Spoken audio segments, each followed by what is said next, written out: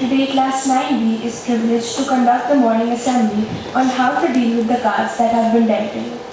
Please open your hymn books to hymn number 49 to be found on page number 38.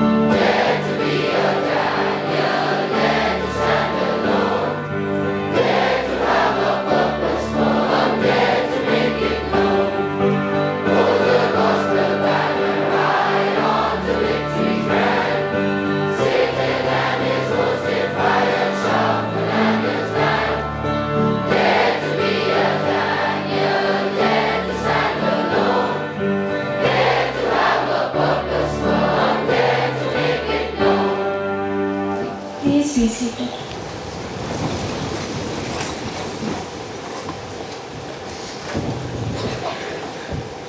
The first Bible reading has been taken from Philippians chapter 4 verses 10 to 13. I rejoice greatly in the Lord that at last you renewed your concern for me. Indeed, you were concerned, but you had no opportunity to show it. I am not saying this because I am in need, for I have learned to be content, whatever the circumstances.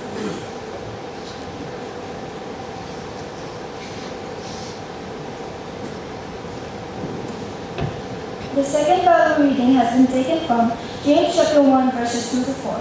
Consider it pure joy, my brothers and sisters, whenever you face trials of many kinds, because you know that the testing of your faith produces perseverance. Let perseverance finish its work, so that you may be complete and perfect, not lacking anything.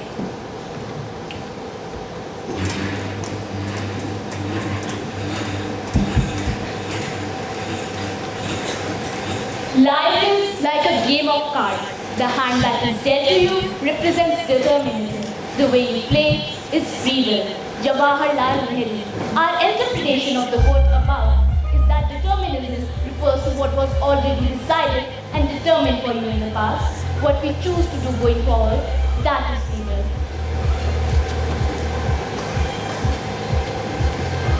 There are so many expressions that we commonly use in our everyday conversations that come from the ordinary deck of playing cards.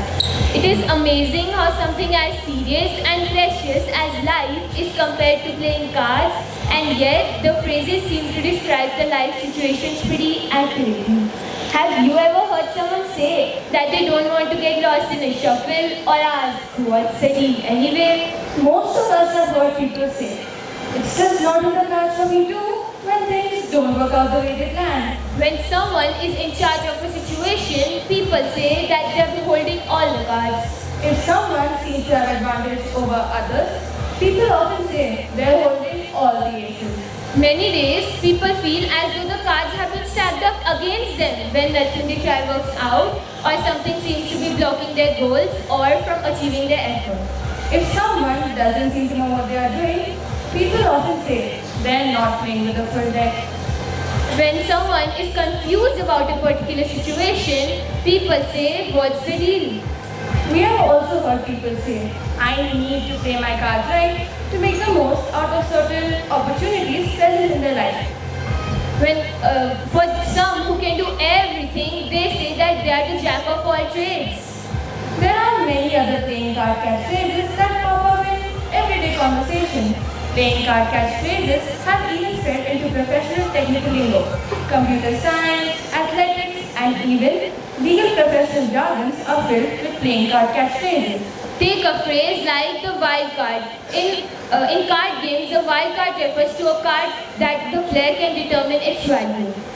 In sports, a wildcard player is a team or an outside factor that has been involved for some reason or another and may even influence the outcome of a sporting event. In a legal trial, a wild card witness is a surprise factor that could influence the cases.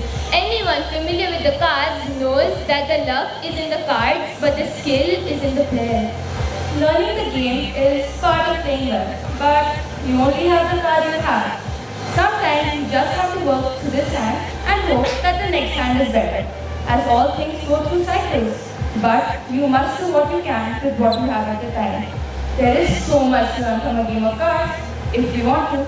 I find it so interesting to watch a group of serious card players playing their games. You can't change the cards that have been dealt to you, but you can, with your confidence and attitude, even win the game by playing a bluff. There are many circumstances in life that we cannot change, but we can always play an active role and influence the result. William Shakespeare wisely said, "Laughing faces do not mean that there is absence of sorrow. It simply means that they have the ability to deal with it." Similarly, the happiest people are not those who have the best of everything. They are those who make the most of what comes their way.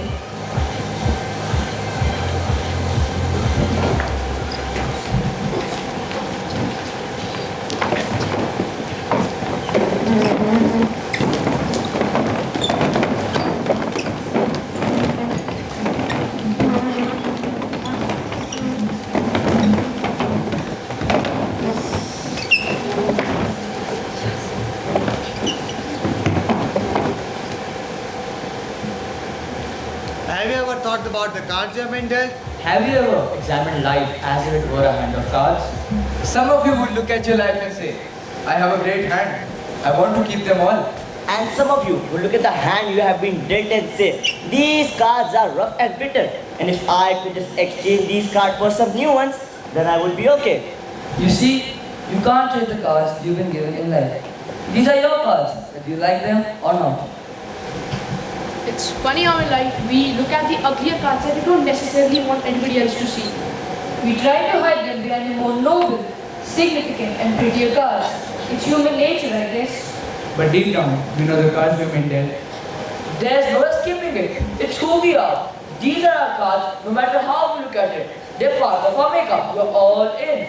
But what if we stopped and took the time to look at the cards that we have been given in life? Where did they come from? Was it just life? Or coincidence? Or was it God? Some of you say, why would an all-loving, all-caring God knowingly give me these cards? If he really loved me, would he really give me these cards? It's the cards of fate. It's the cards we don't like to talk about. Cards of depression. Rejection, that word that seems to linger on in our minds even after all these years. Abuse, failure, even death, these are real cards. Like the time when you got your first yellow card. But there are also good cards in life. Think back to the time when you made your dad laugh when you were a little kid. The first time you tied your shoe. Your first A report card, your first gold medal, your first stage performance, the time you stood up for yourself. These are the cards that you're proud of. These are the cards that you play over and over again because these are the pretty cards. It's a sad fact, but it's true. That we really care what other people think.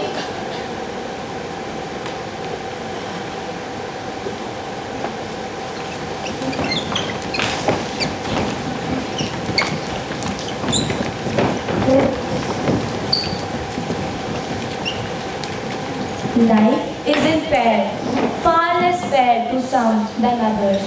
But unfortunately, none of us escape pain. None of us escape loss. Every one of us will know tragedy in our lives. Many of us will be too young and helpless to control any of the variables around it. Many of us will know that there was nothing to be done. Many of us will be failed by the people we thought we could most count on, or even be betrayed by them. Many of us will be cheated by someone or by fate. We'll all be angry and we'll all deserve to be. It is so tempting when we look at the hand we have been dealt, to let that anger turn into entitlement. We look at what we perceive to be a worthless handful of cards and feel like we are righteous enough really. We feel as though we deserve right in the moment better, and that the world and people around us need to straighten up and start acting right. We create an ideal of what is right, what isn't, what we feel we have the right to in our existence, and anything that falls outside of those parameters is simply unforgivable and wrath-worthy. It's understandable.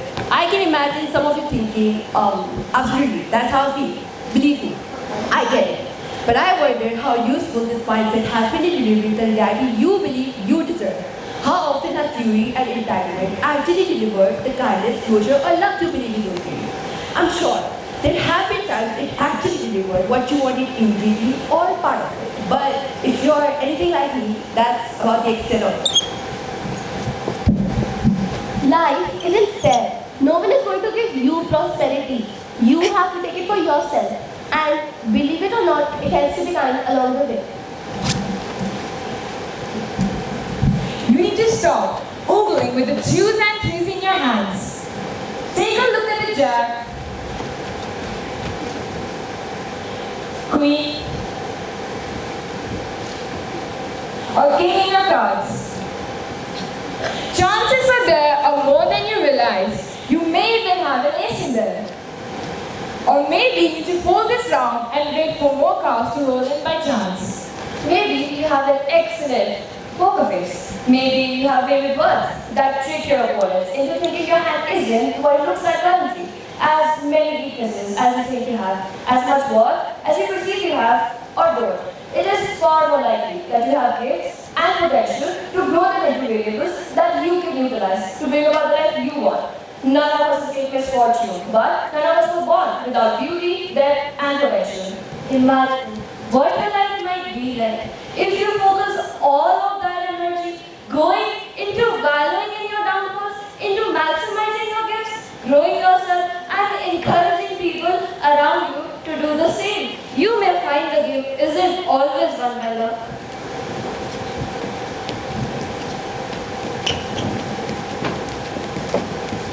People are so caught up in their own negativity and losses that they give up on creating the future that they want. Play the hand you're dealt, as these are your cards. This is your reality, and thus these are your choices. You can't play with things that are available to you. Richard Gent's cards are not yours. His pair of aces can't help you. If you're too busy wishing you could nag those aces, you could easily miss the opportunity to capitalize on that inside straight you're already building. So play the hand you're dealt. It's the only way to win.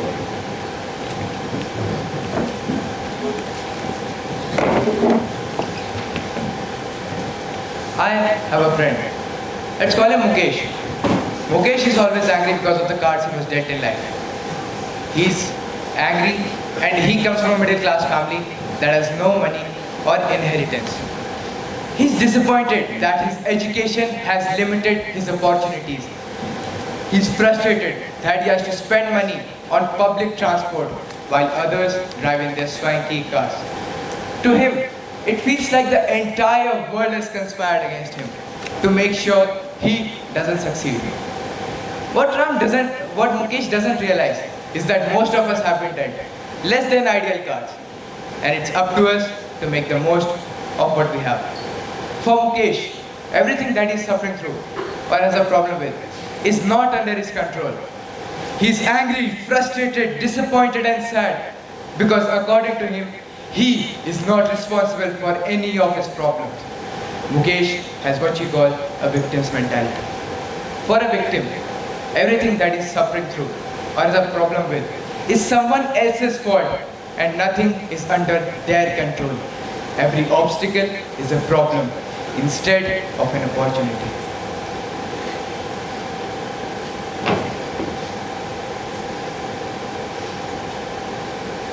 Every time we suffer a setback, we think, why me?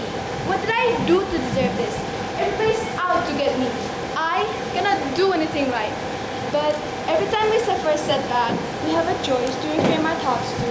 I was not up for the task. Maybe I was lacking somewhere. This is a good opportunity for. I will be better prepared next time because of this. Now I know what not to do.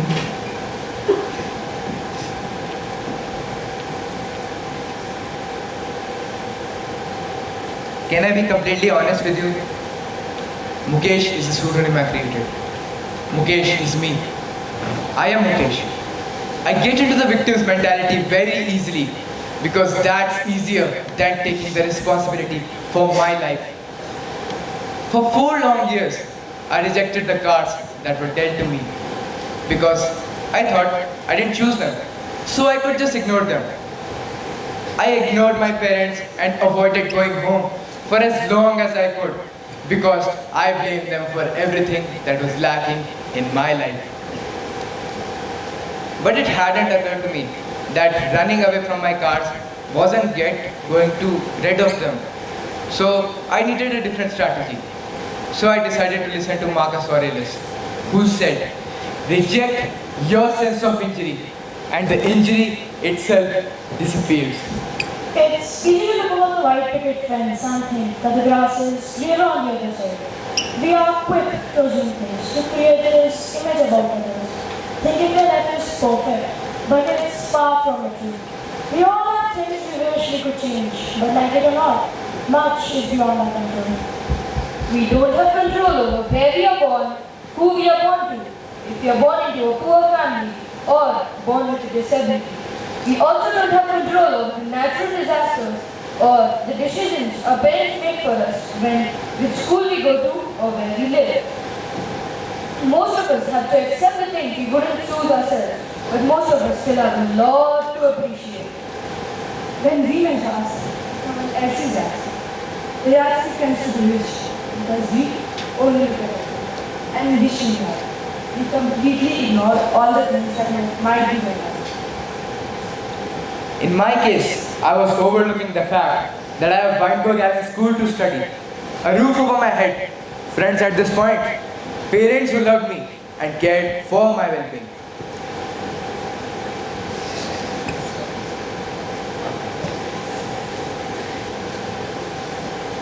And more than anything else, I had mental peace when I wasn't dwelling on everything I lacked. When we spend our time wishing for something we don't have, we waste the time that could be either used for accomplishing something or getting closer to actually having that something we want. You can complain and cry about how things are unfair and how other people have it easier, or you can get to work. I'm going to share a secret. You don't have to do the craziest thing in the world. You don't need to be the most spectacular. You don't need to be the most famous. You just need to do what you can with what you have and where you are.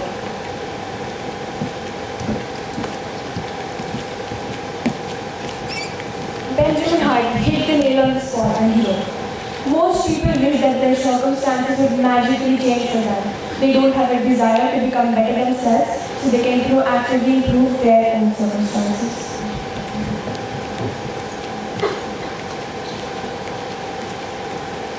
I had tried avoiding and running away from the cars that were dead to me. But it didn't make a difference. So this time, I decided to embrace my cars and work with them. And boy, did that make a difference. The biggest thing was that I began to recognize the sacrifices my parents had made to ensure I get a good education. As I started to work with what I have, I was able to leverage that instead of always wishing I had a completely different life. I started to lean more on my family. Instead of thinking of them as weakling, I began to recognize their sacrifices, their advices, and their relationships. I began to recognize the complex web of human relationships. It was a beginning of a different relationship with my parents, because by seeking to understand where they come from and why they do what they do, I had begun to respect them and earn their respect in me. I slowly began to return to myself, to remember who I was, before I decided the world had wronged me.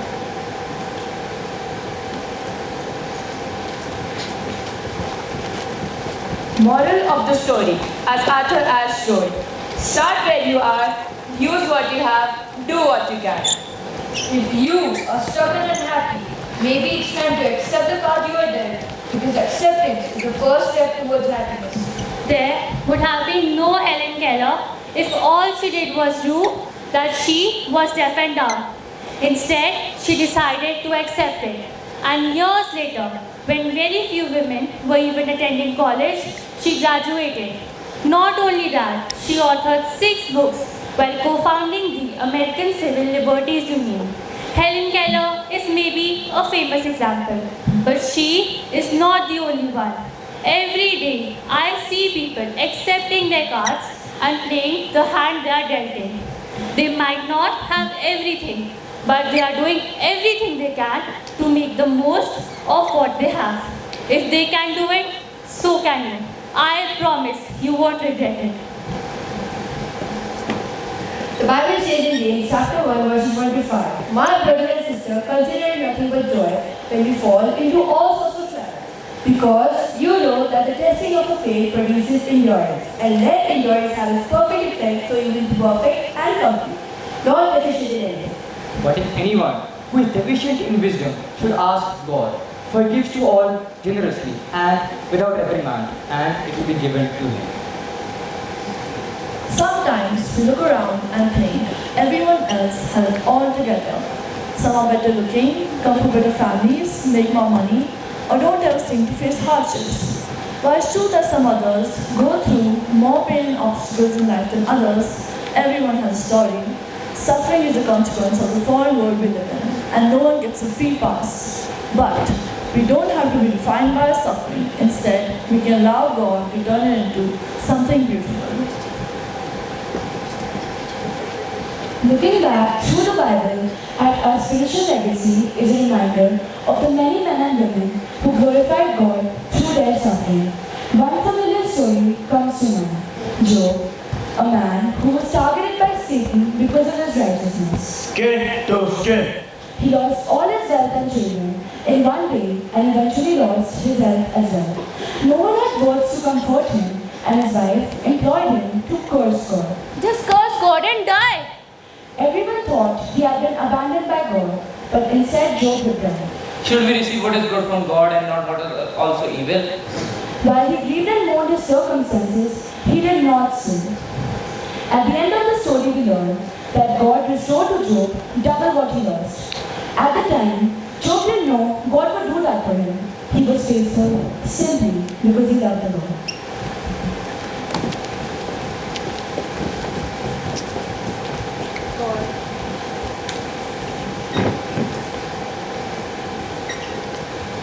God always has a purpose what he can't be given. In Genesis, when Joseph meets up with his brothers who had sold him in this 3 years before, he is full of forgiveness and he says, Don't be afraid, I'm in the place of God. As for you, you meant to harm me, but God intended it for a good purpose. Well, maybe your story is for the benefit of others. But it's also possible that difficult people or difficult circumstances in your life are there solely for your benefit. God uses those situations to work in our hearts and perfect our faiths.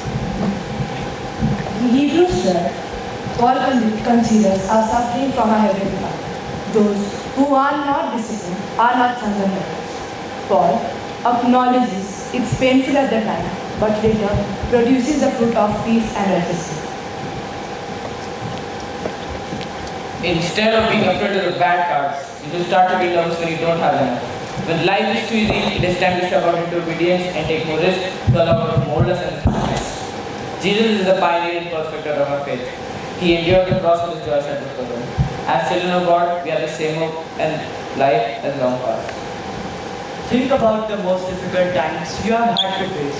How did your relationship with God change during that time? What did you learn that will help you persevere through difficulties you face in the future? Ask God to give you the courage to have the kind of attitude the Apostle Paul has exemplifies. To present it with love in his trials. It's not about the card you bring it, but how you play the hand. This is the hand I've been dealt. Not all of it, but enough to give you a glimpse of who I am. In the deck of life, I am the aces, but I'm also the jokers. These cards are all the great things that happen to us, like winning an award, scoring above 90%, getting into school teams, coming first in a debate, and the list goes on. These are the cards we love to show the world. These cards are the highlight reels we reshuffle and replay over and over again because we want the world to see how great our life is. As humans, we're constantly seeking validation and affirmations from others. We want to feel good, so we only show good. And what about those other cards, the jokers? We like to bury them deep down in the deck. Sometimes we remove them from the deck, completely in hopes they disappear forever. But they never do. They're always a part of our hand, our story. But they're ugly, they're brutal, they cause more judgment and validation.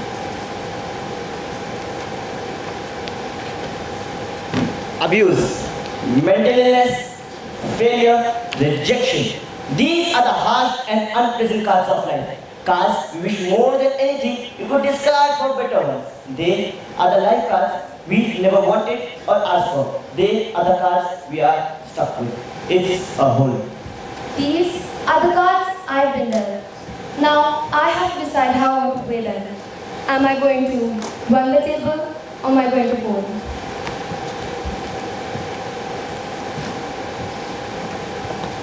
First things first, before playing my cards, I have to accept my hand. Acceptance of one's circumstances is crucial because without acceptance, we run the risk of a never-ending cycle of unhappiness and misery.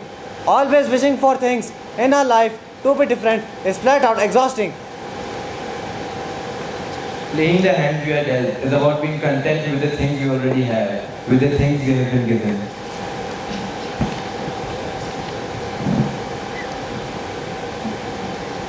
My mom always used to say, it is what it is. When I was frustrated with something I couldn't change. Our lives are what they are, and when we learn to accept that and work with what we've got, our lives will be much happier.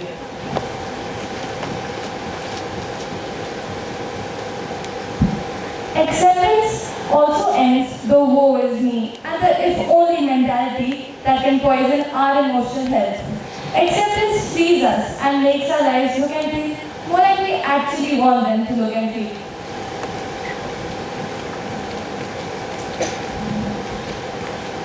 These are my cards. This is my reality. Thus, it's my choice. Your cards are not mine. Your aces can't help me. I can't be too busy. I could trade my cards for better ones. What if I had a royal flush and give it away? As much as I really don't like some of my cards, God didn't deal me with this hand to punish me. God gave me some difficult choices because those cards always bring out the greatest blessings in the end. God is using these cards to help me learn lessons and honor Him.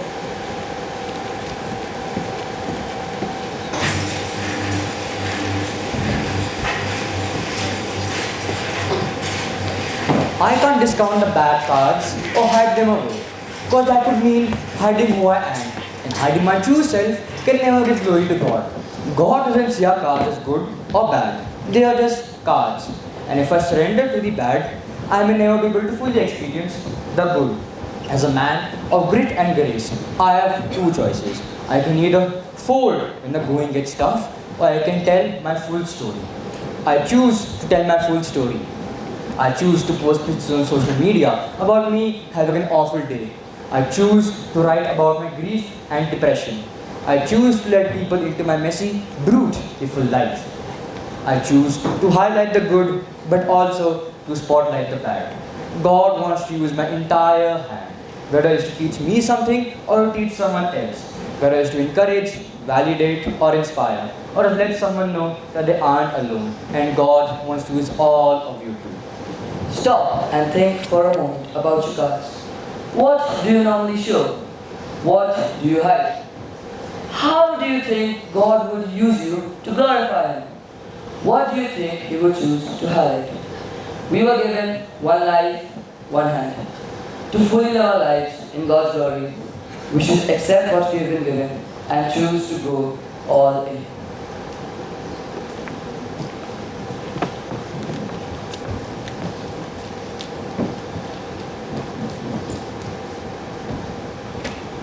Now, Class 9B would like to present a dance.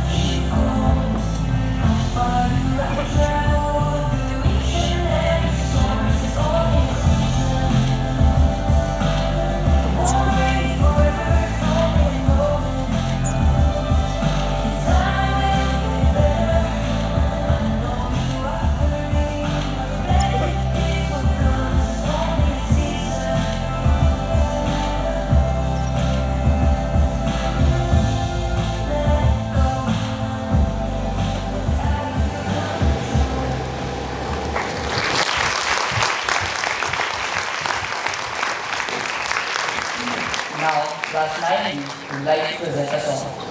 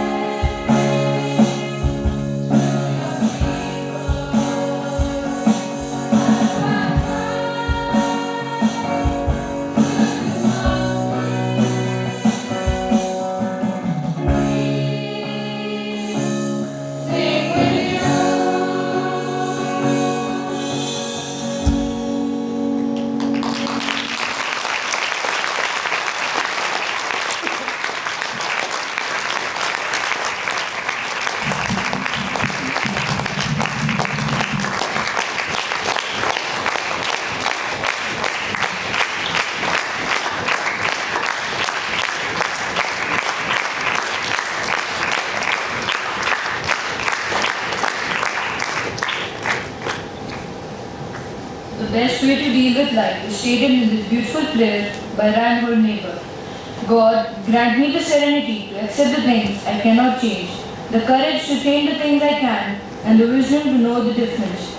It's how we deal with the challenges that we face in life that makes all the difference. Complaining about what we cannot change will not solve any problem. It is actually a waste of time and energy. Let us use our time and energy to make a difference where and when we can. Each player must accept the cards life deals him or her, but once they are in hand, he or she alone must decide how to play the cards in order to win the game.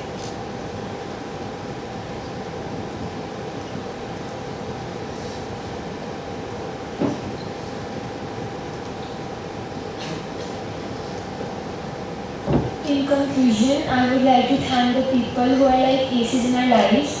So thank you Mr. Gilly and Mr. Godson for help with the music, Ms. Isha Sharma for help with the dance, Mr. Kriti Will and his team for monitoring the lights and sound, Mr. Banerjee for his artwork, and Mr. James and his team for the videography. I would also like to thank our principal, Mr. Kindle, and headmaster, Mr. Radcliffe, who certainly are a part of the Royal Flush, for giving us this golden opportunity to conduct the morning assembly. A big thank you to Jack of all trades, aka our teachers, who generously gave up their lessons so we could practice. Last but not the least, I would like to thank our class teacher, Dr. Das, who directed this entire script. We hope you enjoyed the morning assembly. Have a wonderful day. Now I would like to hand over the rest of the proceedings to our principal, Mr. Kindle, sir.